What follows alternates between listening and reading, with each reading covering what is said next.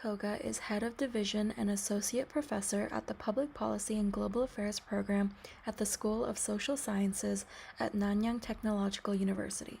Currently, he is a non-resident fellow at the National Bureau of Asia Research in the United States and a member of the Research Institute for Peace and Security Research Committee in Japan. His research primarily focuses on international security, international/regional institutions, particularly ASEAN and East Asian Indo-Pacific security. He received his PhD in International Relations at the Fletcher School of Law and Diplomacy at Tufts University. Phillip Lipscy is Professor of Political Science at the University of Toronto, where he is also Chair in Japanese Politics and Global Affairs and the Director for the Center of the Study of Global Japan at the Munk School of Global Affairs and Public Policy. In addition, he is cross-appointed as Professor at the Faculty of Law at the University of Tokyo. His research addresses topics such as international cooperation, international organizations, the politics of energy and climate change, international relations of East Asia, and the politics of financial crises. Previously, Lipscy was Assistant Professor of Political Science at Stanford University. He obtained his PhD in Political Science at Harvard University. He received his MA in International Policy Studies and BA in Economics and Political Science at Stanford University. William Grimes is Professor of International Relations and Political Science at the Frederick S. Pardee School of Global Studies at Boston University. He has published articles, books, monographs, and commentary on East Asian financial regionalism, the impacts of financial globalization in Japan, Japanese monetary policy making, the U.S.-Japan relations, and related topics. Professor Grimes received his BA in East Asian Studies from Yale University, his MPA in International Relations from the Princeton University School of International and Public Affairs, and his PhD in Politics from Princeton University. He is a life member of the Council on Foreign Relations. We'll start with Phillip, who will give a more global perspective, then move on to Kay, who will be focusing a little bit more on the Japan-China dynamics in Southeast Asia. And then I'll sort of do some question and answer with them for a little while, and then we'll open it up to the audience. So please do think about what you might want to find out from these people, but in the meantime, listen to what they have to say, because they may tell you from the beginning and generate even more interesting questions. So, Phillip? Great. Well, thank you very much for the kind introduction, and I'd like to extend my thank yous to the Japan Society of Boston, to NAJAS, Statecraft Peace Foundation, as well as Andrew and Naoko, and Professor Grimes and Professor Koga, as well as all of you in the audience today. It's really great to see such a large turnout for today's talk. So I'll begin by talking about the general context that we find ourselves in. There's a fairly common narrative at this point that the international order is in a state of crisis, or at least a state of disruption. There are several factors that are cited here. Of course, there's the rise of autocratic challengers like China and Russia. There are concerns about disengagement by core countries that used to underpin the rules-based order, including the United States, particularly during the administration of Donald Trump, but perhaps in some ways even during the current administration with the chip wars and so forth. Of course, there's Brexit, which is the other one that often gets cited there. If you look at democracy in the world, the Varieties of Democracy project suggests that the share of people living under autocracy increased over the past 15 years or so, from about half to about 70%. So there's considerable democratic backsliding in the world as well. And of course, there's also concern about a backlash against globalization, deglobalization, probably that we can trace back to the 2008 financial crisis, but that has arguably accelerated with the trade wars we saw between the US and China, and the rise of so-called new industrial policy that seeks to create more production activities at home across countries. There are various sources of dissatisfaction with the order. And I think there's a perception among many actors that the system is rigged. You hear this kind of language in the United States, but in other places as well. And the question is, of course, who is the system rigged against? So some would say, oh, the system is actually rigged in favor of countries like the United States and its allies, right? The global south is underrepresented and doesn't have commensurate voice in global institutions. But others would say, actually, it's rigged in favor of China. Right? During the COVID pandemic, there were accusations that the WHO was allowing China to call the shots and that this led to problems in pandemic response.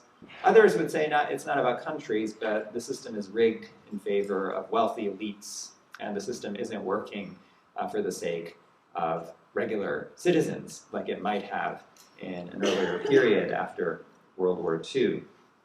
There are also concerns about perceived free riding by US allies. This is a long-standing concern, but very much in the conversation that perhaps European allies and Japan should step up and share a greater part of the burden of maintaining the order. And I think here we have seen significant changes in recent years in terms of defense expenditures and commitments to do more. But on the other hand, the burdens have also grown with the conflict in Ukraine and now Israel-Palestine. There's only so much burden to go around, even if we see countries stepping up. And finally, there's a perceived dysfunction of some of the core international organizations that underpin the rule-based order. The World Trade Organization, of course, has stalled in the Doha round for over 20 years. The UN Security Council, after a period of activity after the end of the Cold War, looks like it might be back in a situation of stalemate as the new Cold War between the US and its allies on the one hand and Russia and China on the other accelerates. So where does Japan fit into all of this? So for many years, Japan has been an active contributor, albeit a quiet one, to the international order. Oftentimes, Japan was willing to come up with interesting initiatives, whether it be APAC or the Asian Development Bank or the Asian Monetary Fund. These are all Japanese ideas originally, but Japan was oftentimes willing to let some other country take the credit for these initiatives. Japan has, of course, been a longstanding US ally. Active contributions to global public goods like UN peacekeeping operations in recent years, or since the 1990s, I should say. And of course, supporting US overseas operations in Afghanistan and Iraq, among other domains. Japan has been also a member and an active contributor to international organizations, whether it be the WTO, IMF, or World Bank. And if you look at Japanese society, I think it's fair to say at both the elite level and at the level of your ordinary citizen, there is very strong support for the basic principles of the rules-based international order. Today, I would say Japan is, deserves more attention for playing a somewhat more proactive role. And here, we can point to, that quiet era, somewhat having been related to a sense in Japan that during World War II, Japan had invaded its neighbors and so forth, so perhaps other countries should be the face of new initiatives. And today, I think Japan is much more willing to put an imprint on new ideas. And we can see this new face of Japanese leadership, for example, in the resuscitation of the Trans-Pacific Partnership Agreement as the CPTPP when the US pulled out during an era of concerns about declining trade. Japan stepped up with the European Union to create an economic partnership agreement. And Japan has been promoting a partnership for quality infrastructure as one answer to the challenge posed by China's Belt and Road Initiative. And aside from that, Japan has been strengthening various forms of regional cooperation, whether it be the Quad or traditional means of cooperation like the G7 and APEC. One key contribution of Japan has been the idea of a free and open Indo-Pacific. This was a vision originally articulated under the government of Shinzo Abe, and it was eventually adopted by the United States and many other like-minded countries. And so, it's sort of a rare instance, I would say, of a Japanese initiative having that kind of widespread impact and reach in the foreign policy thinking of so many countries. And we could think of the free and open Indo-Pacific as one answer to how to manage the rise of China and to minimize the disruptions that China's rise poses in a way that can contribute to the stability of the international order. The concept, of course, expands the notion of the Asia-Pacific to include the Indian Ocean and India into the picture. And it places emphasis on very fundamental principles, including things like the rule of law, quality infrastructure, connectivity, and other principles that uphold the rules-based order. That said, I think the free and open Indo-Pacific can be criticized as somewhat vague. It's not entirely clear what it is. It's not an institution.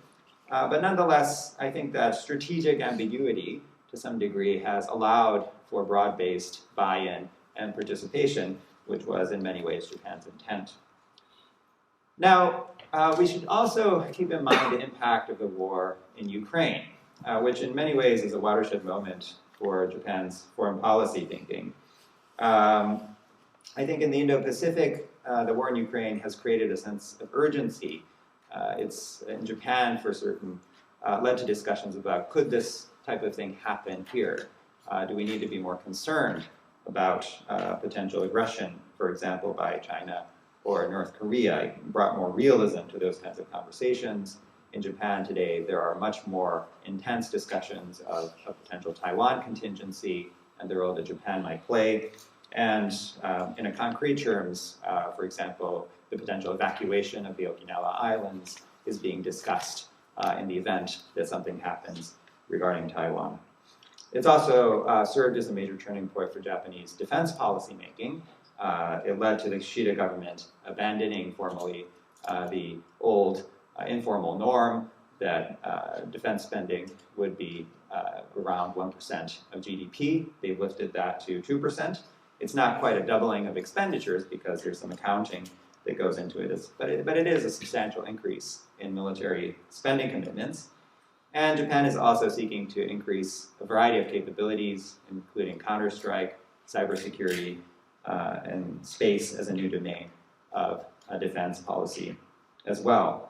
Nonetheless, there has been important public backlash against some of these policies, not necessarily the idea that Japan should have a more robust defense policy, but the funding.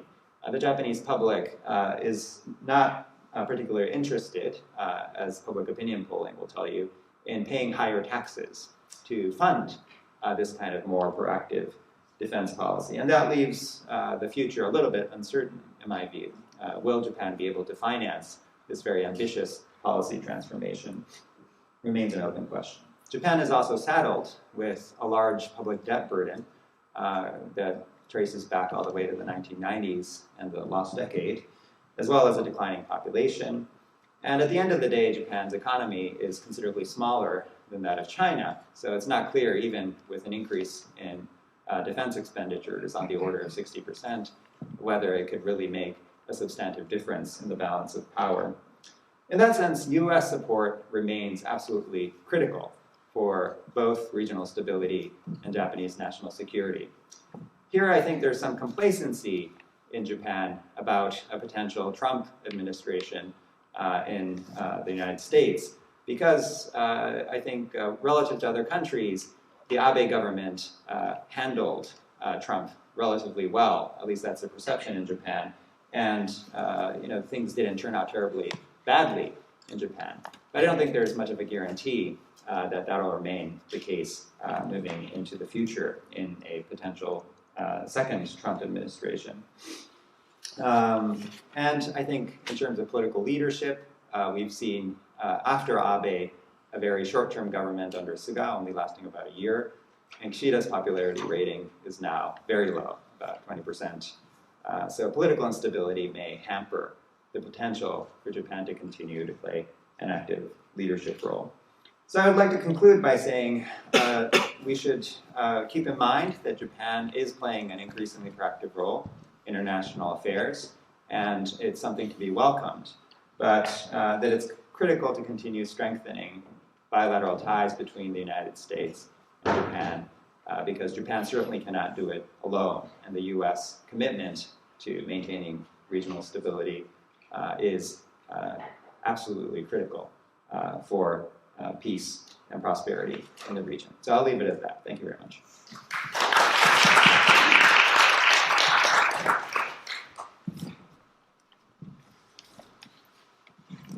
Good morning, everyone. I'm Koga from the Nanyang Technological University, Singapore. I'm actually glad to be here in Boston because I was the PhD Fletcher School student 10 years ago, and then since then it's been already more than 10 years, and then it's actually been 10 years since I was here last time. So I'm glad to be back here, and then I'm really glad to actually talk about this important topic on the Japan's strategic kind of perspective, as well as I'm glad to have the opportunity to talk a little bit about the perspectives from the Southeast Asia.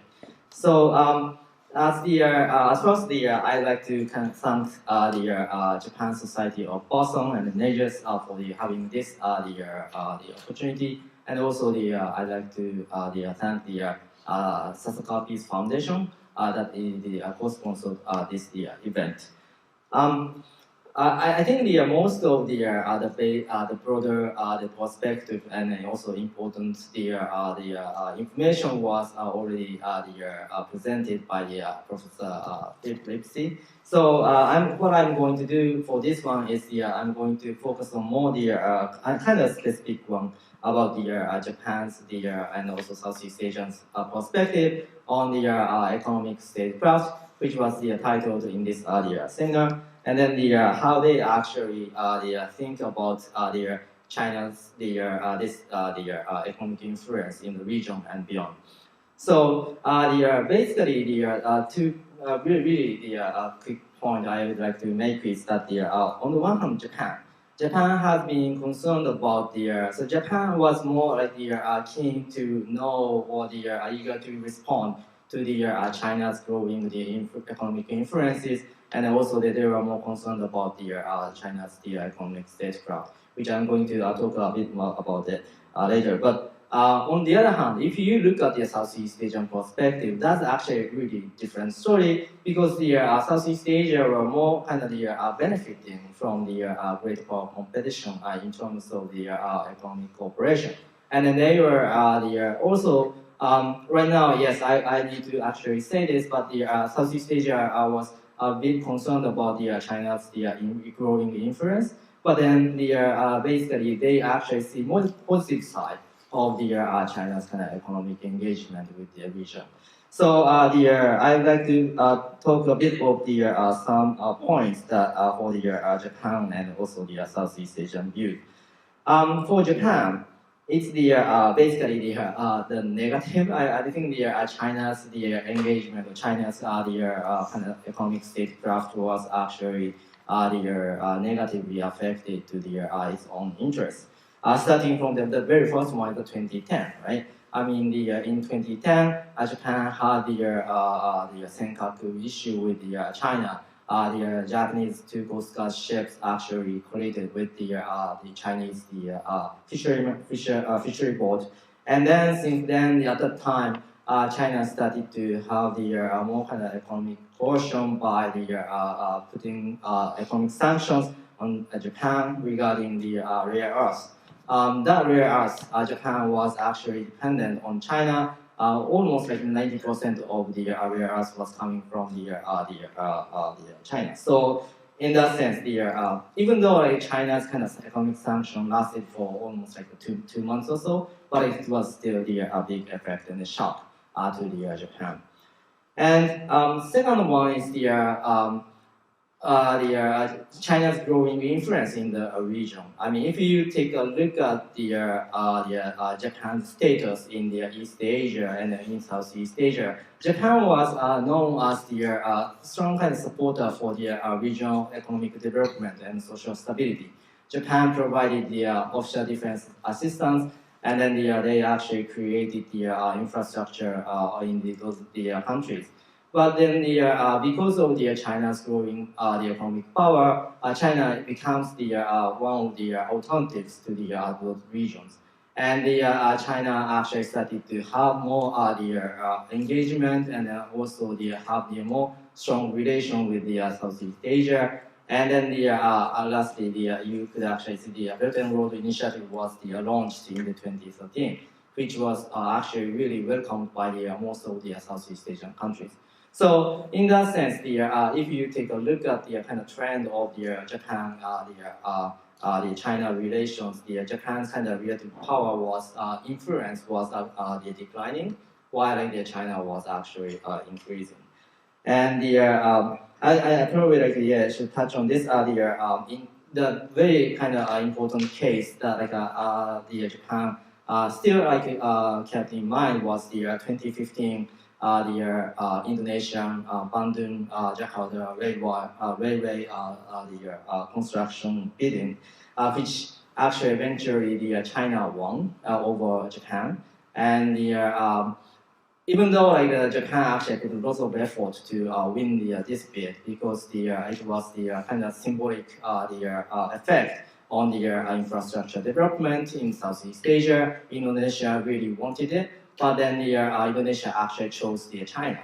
And again, this was kind of really the Japan got shocked, and Japan was not clear at that time. I think Suga, that was the cabinet officer, the Suga actually mentioned that that was that he couldn't believe it, and he was not really sure of why Indonesia chose China also. So there was again politically and symbolically and also economically, China's economic influence was growing in the region.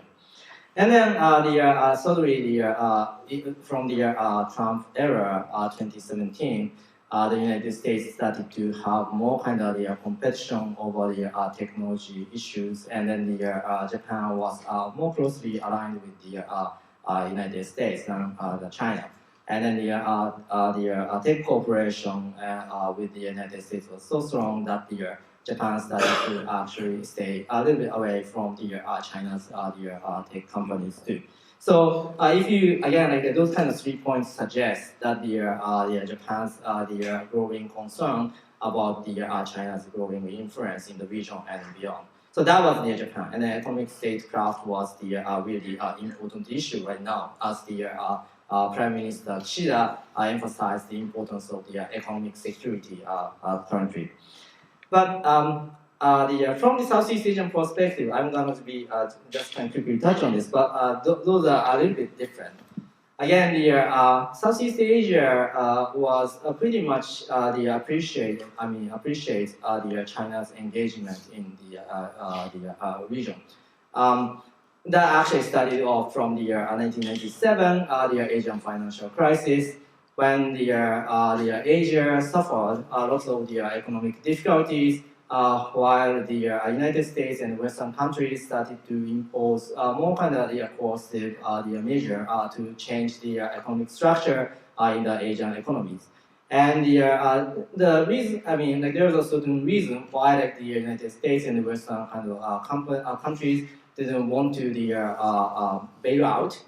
Because of there are certain kind of the government intervention in the free market and so on and so forth. So there was a reason, but at that time the Southeast Asia country was really fragile in terms of politically and also economically.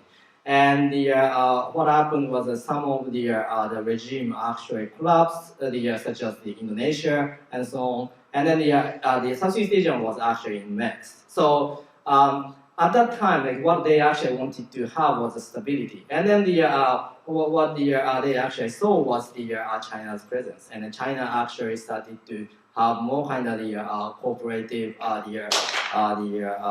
actions, such as not devaluating the yuan, so that like they didn't compete with the Southeast Asian economy in terms of the trade and so on and so forth.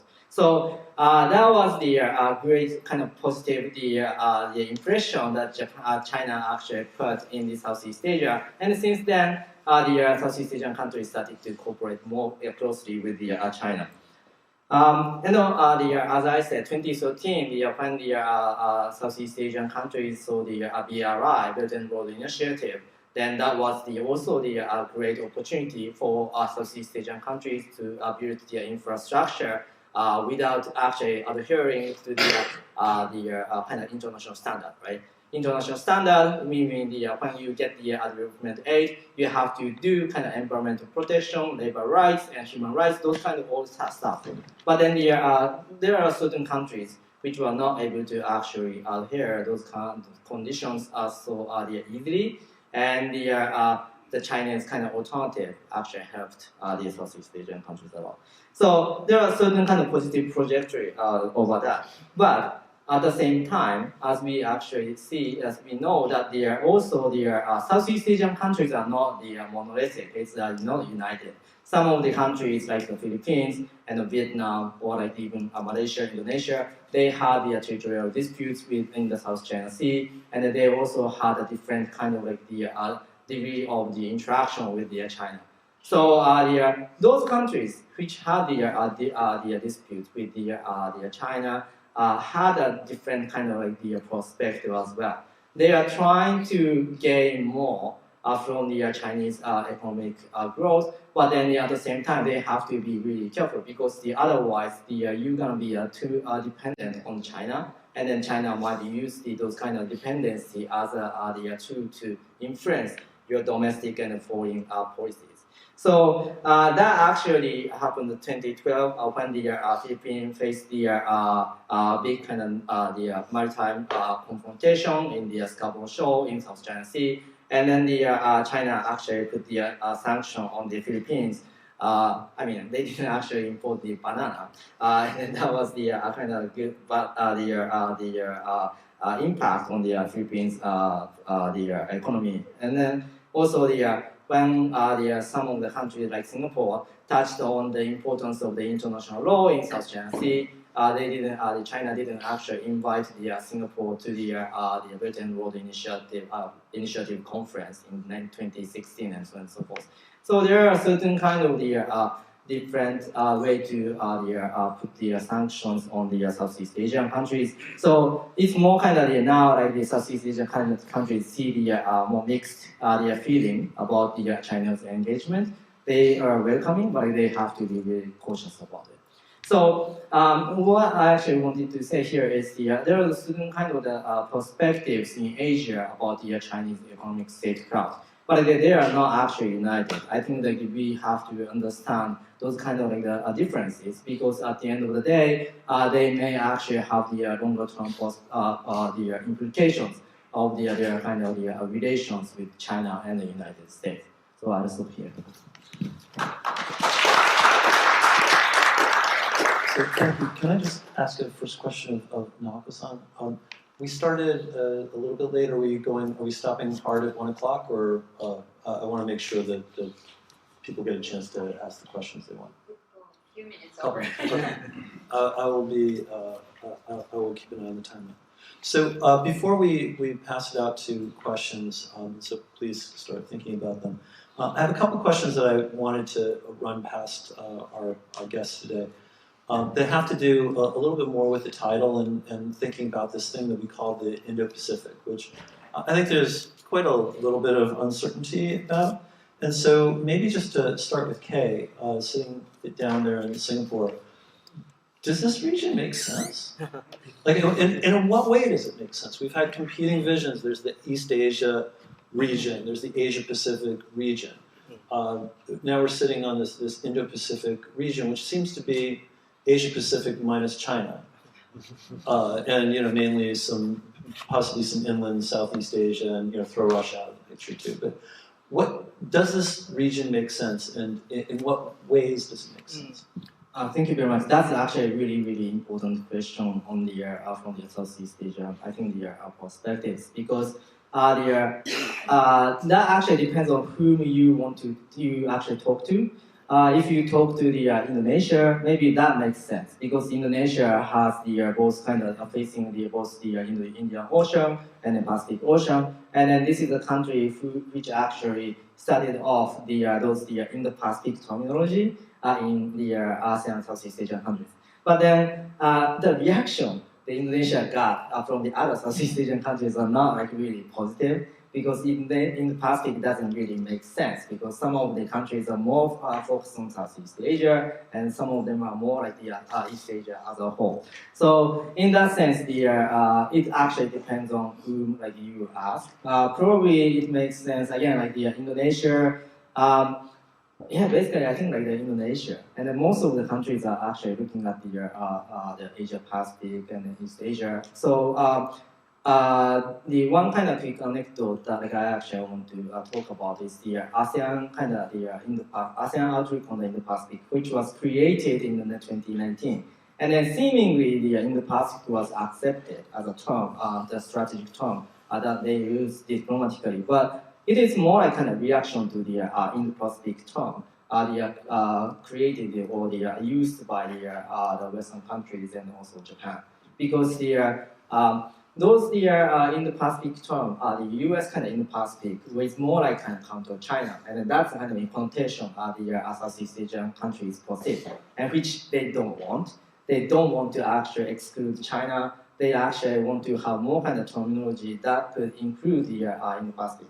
And the China, and I think that's why when they started to use the ASEAN Outlook on the Indo-Pacific, it actually emphasized a lot the inclusivity.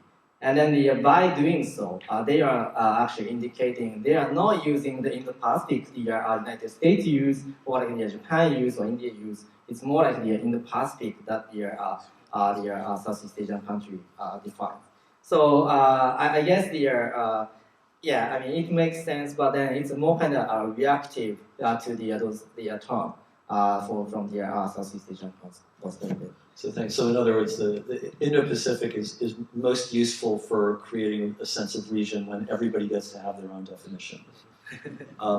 Okay, so Phillip, following up on this, choose your version of the region, but what do we see as prospects for meaningful cooperation? So the IPEF, Indo-Pacific Economic Framework for Prosperity, which is formerly the Free and Open Indo-Pacific,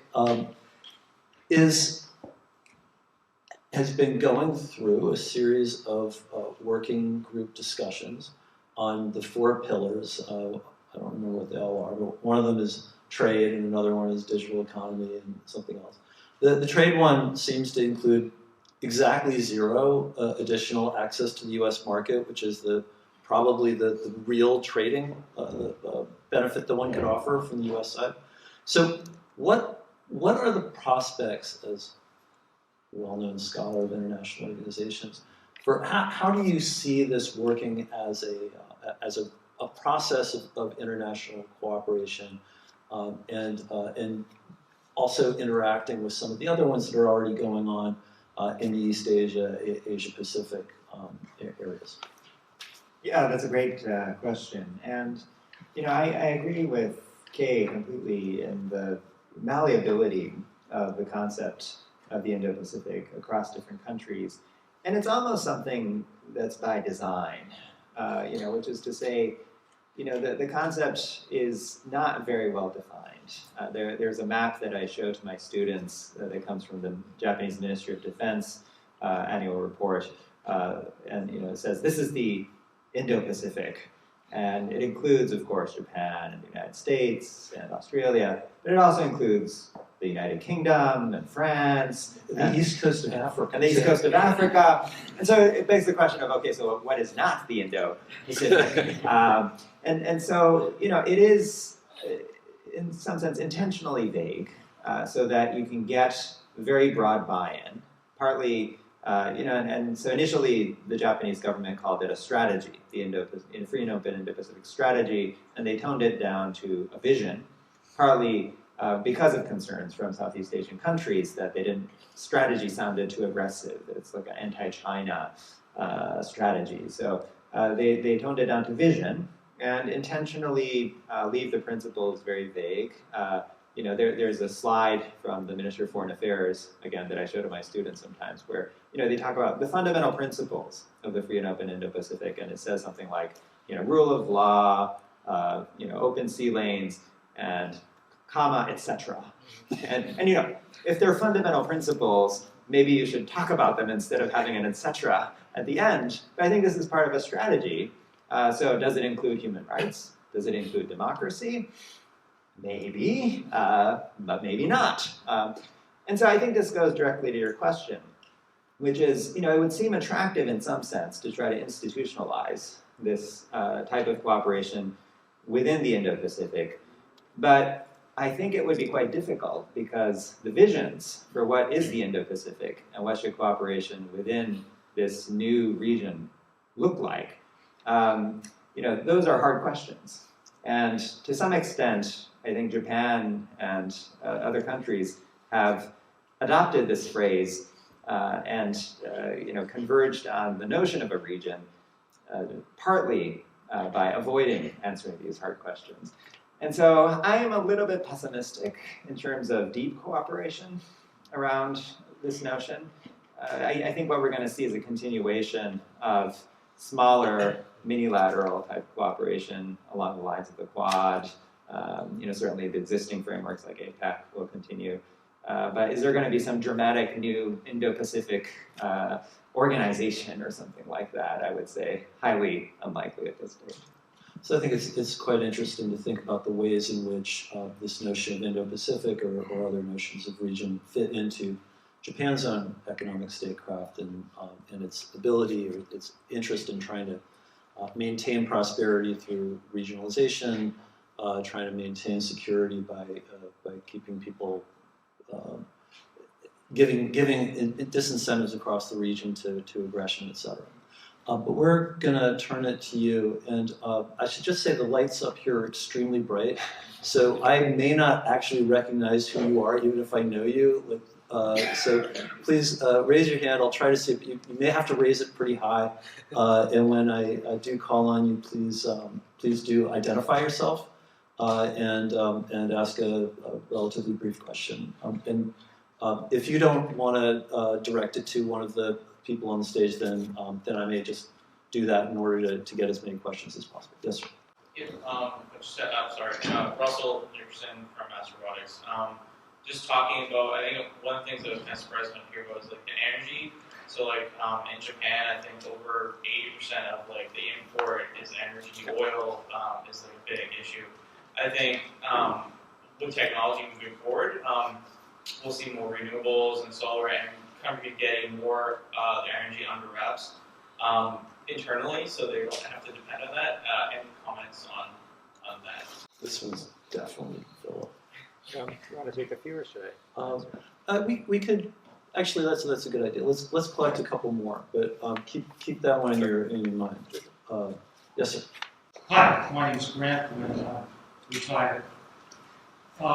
In November, it was reported that Japan and the Philippines begun the process of developing closer military ties. Would you characterize that as a mini-lateral move, or is there a relevance to it that I'm not familiar with? Thank you. So I'm going to give that one to you. And can I have one more? You had your hand up. Yes, the young woman there.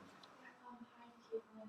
I'm student partner. I was just wondering, Can you speak a little louder? Sorry, we're getting older up here. how do you approach studying Southeast Asia as a region and its future relations with the U.S., Japan, China? When, as you mentioned, it's really not monolithic. Every country has such different political structures, economic backgrounds. I'm just curious how you approach researching and figuring out the dynamics of that region. Thank you. So I think we'll stop with those three, and I'll start with Kay and ask you to do the two Southeast Asia ones. One note about Southeast Asia is that this is the perennial challenge of Southeast Asia, and one of the reasons why ASEAN exists and has persisted is that need to triangulate among the great powers. And it was first U.S. Russia, then it's sort of more U.S. Japan, then U.S. Japan Russia, China. Now we're down to China somebody, right? So, and as you say, with quite different interests, and yet somehow maintaining some sort of sense of region. So please. Thank you very much. So there are two questions. On the one the Japan Philippines cooperation. I guess right now they are trying to strengthen the tie, the security tie between Japan and the Philippines. They have already 2+2 meeting. That is the defense minister and also the foreign ministers can talk. And then also they started to have a conversation with regard to the military defense equipment and technology transfer. And also now like they are negotiating another kind of defense pact called the RAA, reciprocal access agreement. So in that sense, the two countries are getting closer. Probably because it's something to do with China, but at the same time, they are actually more cooperating in terms of dealing with the non-traditional security issues such as the natural disasters. But I guess those are kind of dual-used kind of cooperation. On the one hand, you can use the non-traditional cooperation, but then on the other hand, like you could actually utilize those kind of cooperation for the strategic purpose as well. So in that sense, they are really strengthening ties. And also they know that the United States is important because the US is an ally of the Philippines and also the Japan. So they are creating the trilateral right now, the US, Japan, and also the Philippines. And that is actually, I think, the one of the minilateral we could actually see in the East Asia. And then I don't know to what extent they're gonna actually be institutionalized, but I guess this is the kind of important the topic to look at because this may have certain kind of impact in the Northeast Asian kind of balance of power too. So that's the one thing. And then the Southeast Asian view and also the trend. I guess you were right, and then Professor Graham is also right. Southeast Asia has kind of differing perspectives, but then somehow they try to get together and then to push back kind of the pressures coming from the great powers, including the China, United States, and Japan, and other regional powers. So the reason why they actually started to have those kind of the ASEAN or the unified front to some extent is because they want to have the regional autonomy that actually was kind of not like gained during the colonial period. I mean, there's a certain kind of like embedded colonial experiences in their kind of memories, so that they actually have the motivation to get close to each other. But one thing is as most of the Southeast Asian countries developed economically and then politically, they became a little bit more independent. They don't have to actually rely on each other to the extent that they used to in the 1960s. So what happened was now I think Southeast Asian concern was kind of like the potential division, like to what extent they could actually maintain the unified front when they actually really pressured from the upgrade process. Phillip, on the energy? Yeah, that's a great question. So, I think the first thing to mention here is that when we talk about the Indo-Pacific, it's important to remember that we're talking about the Indian Ocean and the Pacific Ocean. And one of the key reasons why at least Japanese policymakers look at the two oceans is because those are the crucial sea lanes through which Japan's energy resources travel. And so maintaining open access and stable connections across those two oceans is a very important priority for Japan as well as many other countries that depend on those sea lanes. In terms of Japanese policymaking on energy, of course, the 2011 Fukushima disaster was a very critical event. And it's only just recently that public opinion polling suggests that the Japanese public now supports nuclear restarts. And Kishida has announced that perhaps they'll even consider new nuclear construction. This is going to happen over a very long time frame. But for the first time in some years, it looks like Japan may have more of a serious nuclear program than before. And so sitting in Canada, there's quite active conversations going on about whether Canada can provide technology for small-scale nuclear power plants that Japan can utilize, for example. But across the different types of energy sources, there is very active conversations about LNG. Of course, Japan relied on Russia for much of its LNG, and that doesn't look like a very attractive energy source these days. One area that's been controversial has been coal. In light of climate change concerns, Japan's support for coal-fired power plants domestically and in its foreign aid had come under very intense criticism from climate-related NGOs. And so the government has tried to step back gradually, although not completely, on that front, but trying to balance Japan's own energy needs. Obviously, it's not a country with plenty of natural resources, with trying to combat climate change remains a very important area for Japanese policy making as well as international cooperation. Thank you. Why don't we collect a couple more? So there's a gentleman in the way back, and then there's you. Thank you. So, yeah. So it seems like And sorry, can you identify yourself? Sorry. Stephen Backwater, Corporate Intelligence Consultant. It seems like the current American vision for Japan is to serve as a buffer against Chinese power growth in the Indo-Pacific region. The challenge for that, of course, is under the monetary funding issue that Lipscy mentioned, is Japan's dependence on trade with China. Do Japanese elites have any sort of self-generated vision for Japan, or are they sort of resigned to Japan defining themselves in the context of U.S.-China rivalry? Thank you very much. It was very interesting. I'm Chicago Wiki. I'm based at MIT and also at Waseda.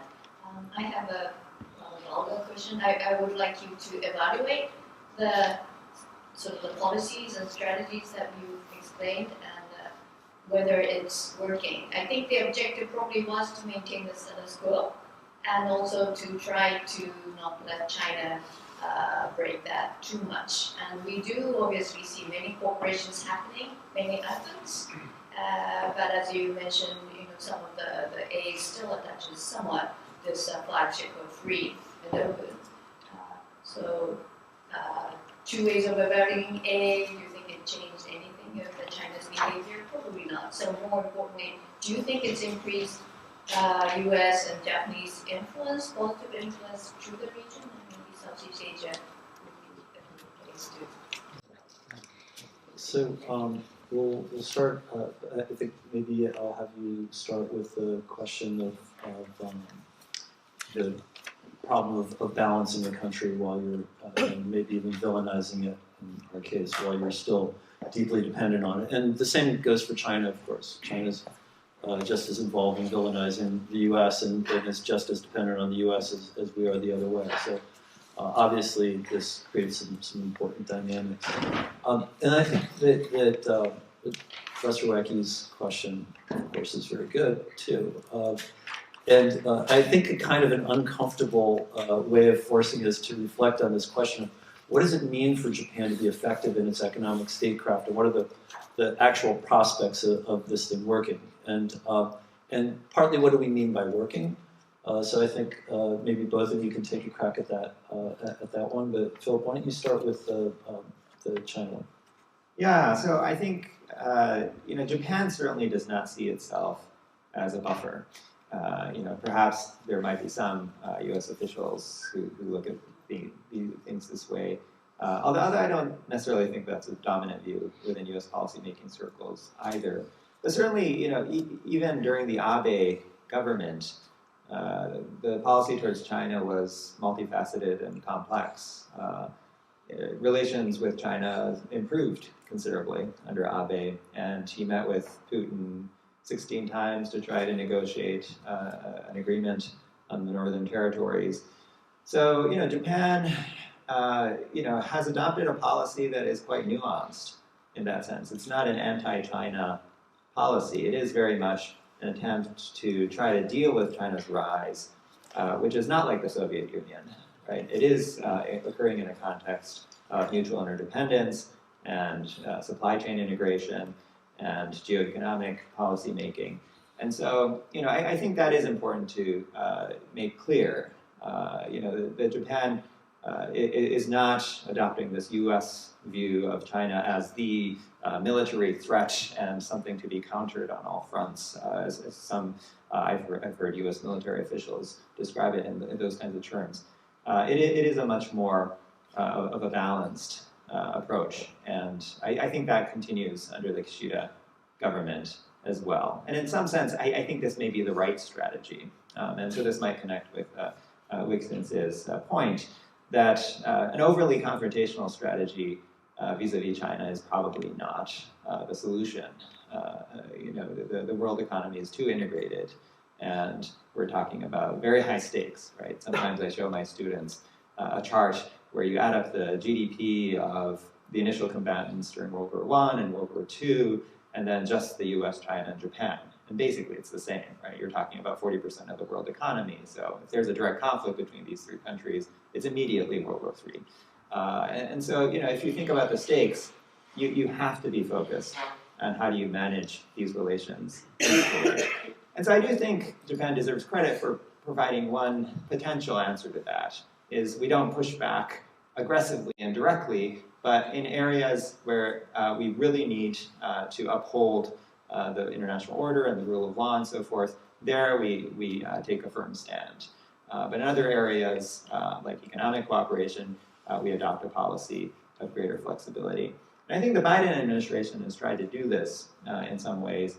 But on the Chinese side, at least from having talked to some Chinese observers, their sense is that, well, you can't play those games at the same time. If you're going to sanction our defense minister, you can't, on the one hand, come and say we want to do economic cooperation, right? So whether China is ultimately willing to play ball on those kinds of terms perhaps remains to be seen. And arguably, Japan is intellectually well equipped not to fall into a containment trap. Yes. Its containment was never a natural approach for Japan. And I'll just say, when I started graduate school in the late 1980s at Princeton, we had all these brilliant Japanese bureaucrats, economic bureaucrats who came in. The very first class of Introduction to International Relations, we learned about nuclear deterrence. And I remember these just brilliant people, and they came out and they were so confused. They're like, why would you want to target civilians? Like their heads were exploding. And I think that now, though, Japan really is shifting more towards a notion of strategy that's not just economic strategy. The economic strategy has been there a long time. We have great examples going back 60s, 70s, 1980s. But now one of the interesting things I think about this notion of economic statecraft is that it's not just for economic purposes and sort of generalized diplomatic purposes and hiving to the United States, but Japan is making a regional play. And so I think maybe I'll stop at ask the last question, Kay, and I'll ask you what it is in a second. We all want to say so much about this. Is that do the tools of economic statecraft, are they going to be able to accomplish what Japan wants to accomplish when you're looking at either from the Japanese perspective in the region or the regional perspective, looking outward, looking down from Southeast Asia at Japan? Thank you very much. It's actually really important, but difficult to the answer probably. But again, I guess really simply put, probably the economic statecraft alone cannot achieve what Japan wants. I think this is a part of the kind of strategy that Japan can pursue to help achieving its national the strategy. And one thing that I would actually indicate about this kind of Japan's economic strategy is that Japan is now like trying to diversify the risk of Chinese economic statecraft. So they don't want to actually be too dependent on their particular issues, particular economic issues on China, and then they actually try to diversify. So they diversify their rare earths, they diversify their trade, they diversify their production network to the Southeast Asia and so on. So in that sense, I think like that helps when the China try to impose more pressure on Japan, then Japan was not like that vulnerable. I actually want to touch on the Southeast Asian thing a little bit more. From Southeast Asian perspective, a really interesting thing is this diversification actually is benefiting to them because production network coming to Southeast Asia, and they can actually gain more by those kind of strategic competition. So some of the countries are pretty not like really happy because the intensification of strategic competition. Its implication is probably like really important and deep for their kind of regional stability. But at the same time, from their economic perspective, they are actually quite happy because the other peoples are actually looking at them. So yeah. Good. Thanks. So we're going to wrap up. So thank you very much to the Japan Society of Boston, Director Takayanagi-san, the National Association, the Sasakawa Peace Foundation, our wonderful speakers, including, and I have to give a little bit of extra credit to Koga-san, who traveled 27 hours to get here. Thank you.